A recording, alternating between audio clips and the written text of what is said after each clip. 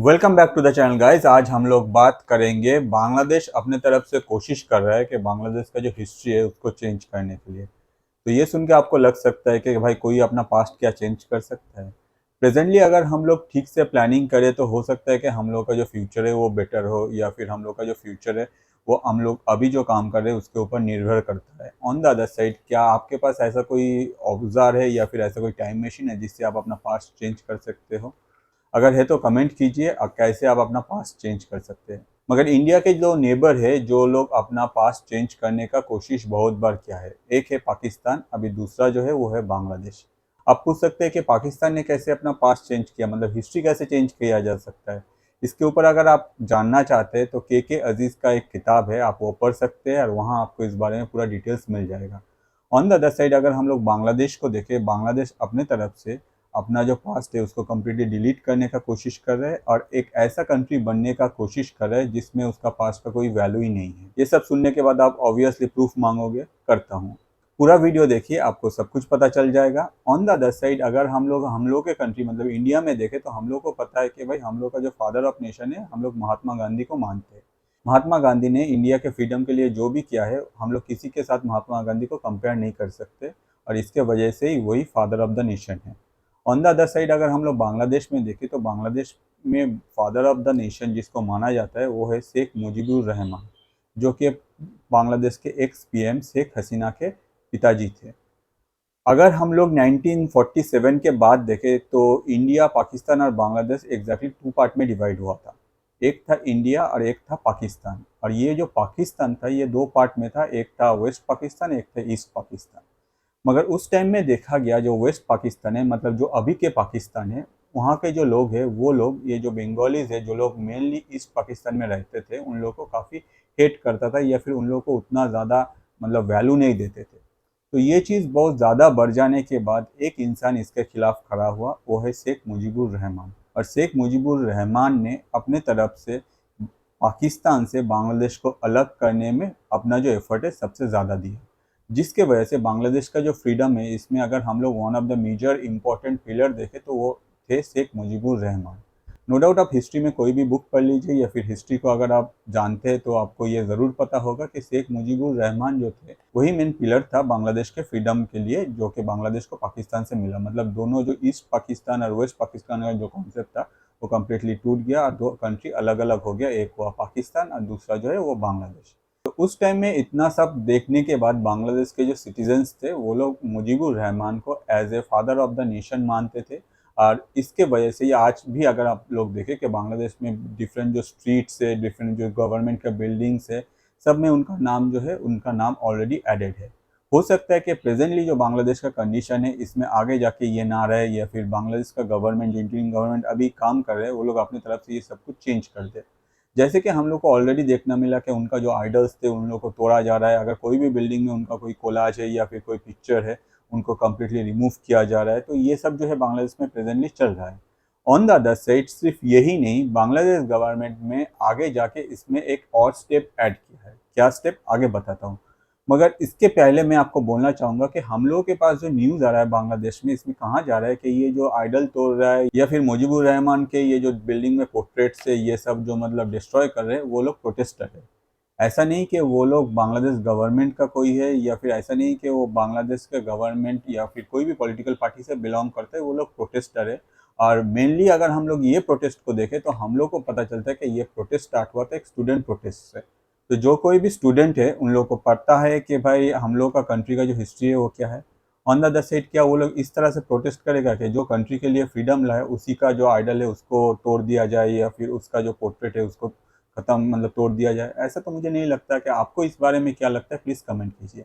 जैसे मैंने आपको कहा कि बांग्लादेश गवर्नमेंट अपने तरफ से स्टेप लिया है, और बांग्लादेश गवर्नमेंट अपने तरफ से 15 अगस्त को जो नेशनल हॉलीडे था बांग्लादेश में उसको रिमूव कर दिया है। मतलब अभी से बांग्लादेश में 15 अगस्त को नेशनल हॉलीडे नहीं होगा।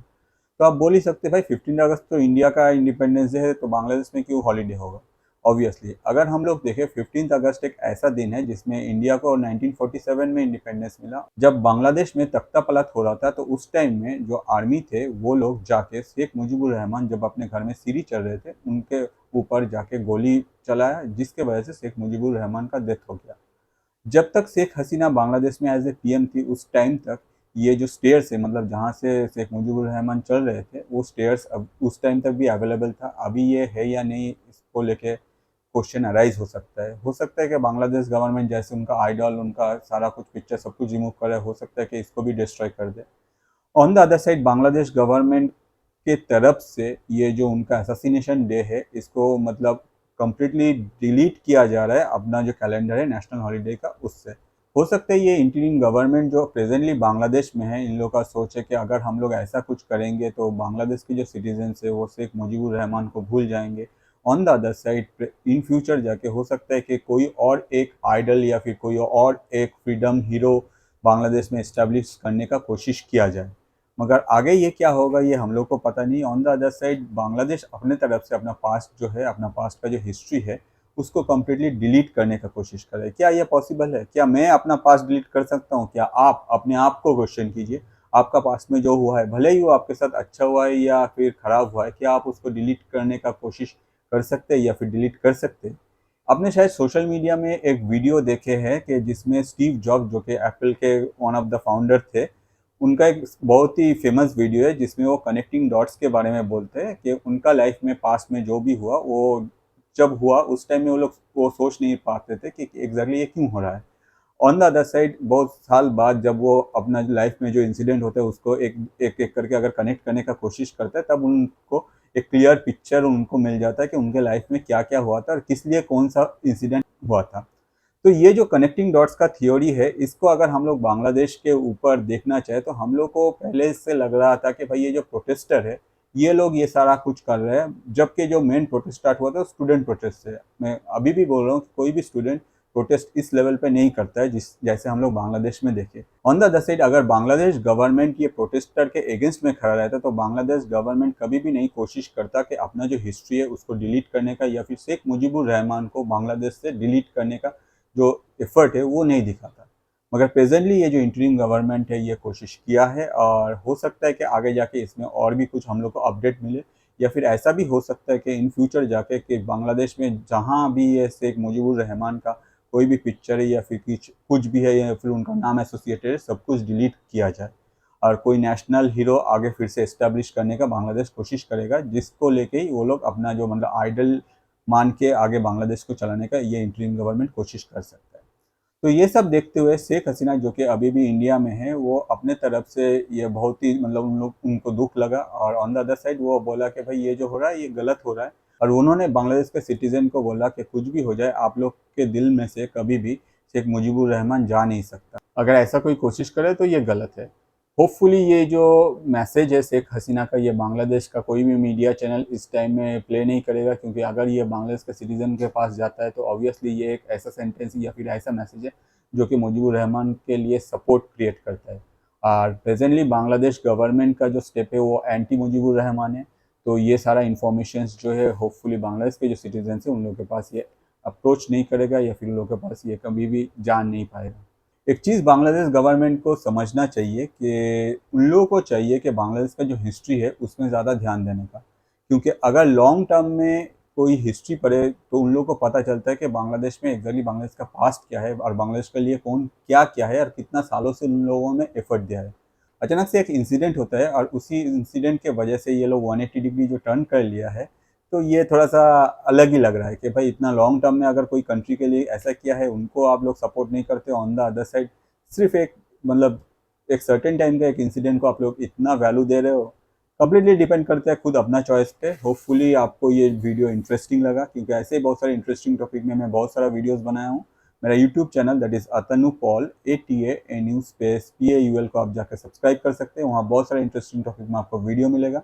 जो वीडियो आपको सबसे अच्छा लगता है मैं रिक्वेस्ट करूंगा कि आपके लाइफ के जो स्पेशल पर्सन है उनके साथ शेयर कीजिए, क्योंकि इससे क्या होता है आपको क्या अच्छा लगता है उन तक पहुंचता है और आपका जो थॉट है उन तक शेयर होता है। साथ ही साथ हम लोग जैसे जो क्रिएटर है हम लोग का जो रोजी रोटी है वो चलता रहता है। आज इस वीडियो में इतना ही, नेक्स्ट वीडियो लेकर मैं फिर से हाजिर हो जाऊंगा। वीडियो देखने के लिए थैंक यू।